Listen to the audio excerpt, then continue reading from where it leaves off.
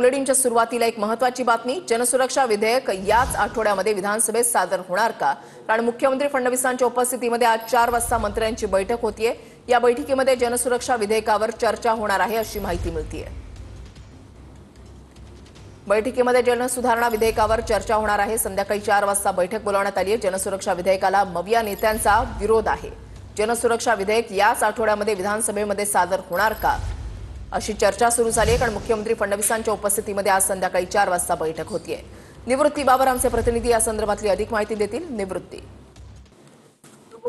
नक्कीच वृषाली, आज मुख्यमंत्र्यांच्या उपस्थितीत दोन्ही उपमुख्यमंत्री मंत्र्यांच्या उपस्थितीमध्ये सुधारित जनसुरक्षा विधेयकाच्या संदर्भात आढावा बैठकीचं आयोजन जे आहे ते विधान भवनामध्ये दुपारी 4 वाजता करण्यात आलेलं आहे। मागच्या आठवड्यामध्ये आपण जर पाहिलं तर सर्वच विरोधकांनी या जनसुरक्षा करण्यात आलेला आहे। मागच्या आठवड्यामध्ये आपण जर पाहिलं तर सर्वच विरोधकांनी या जनसुरक्षा विधेयकाला जो आहे तो आपला विरोध दर्शवला होता आणि जे आझाद मैदानामध्ये आंदोलन सुरू होतं त्या आझाद मैदानातल्या आंदोलनाला देखील त्यांनी पाठिंबा दर्शवला होता आणि याच आठवड्यामध्ये हे सुधारित जनसुरक्षा विधेयक चर्चेसाठी आलं जाण्याची शक्यता आहे। त्याच पार्श्वभूमीवरती आज मुख्यमंत्री देवेंद्र फडणवीस यांच्या उपस्थितीमध्ये विधान भवनामध्ये बैठक आयोजित करण्यात आलेली आहे।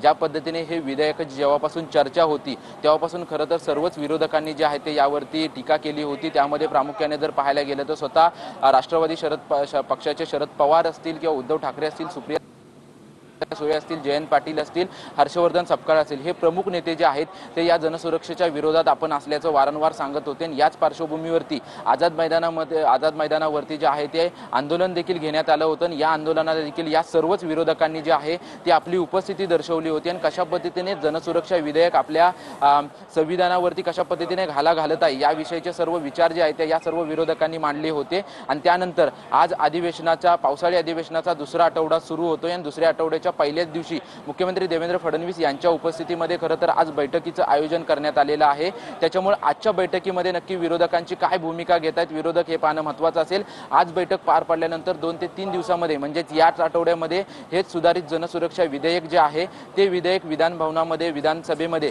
चर्चेला येण्याची शक्यता आहे। त्याच वेळी देखील विरोधकांची देखील काय भूमिका असणार हे पाहणं महत्त्वाचं असेल। कारण की वारंवार विरोधकांनी जे आहे ते या विधेयकाला सुधारित विधेयकाला खरं तर त्यांनी विरोध दर्शवलेला आहे। आपलं म्हणणं जे आहे ते वारंवार ते मांडतायत, आंदोलन करतायत, ठिकठिकाणी मोर्चे देखील या संदर्भात पार पडलेले आहेत।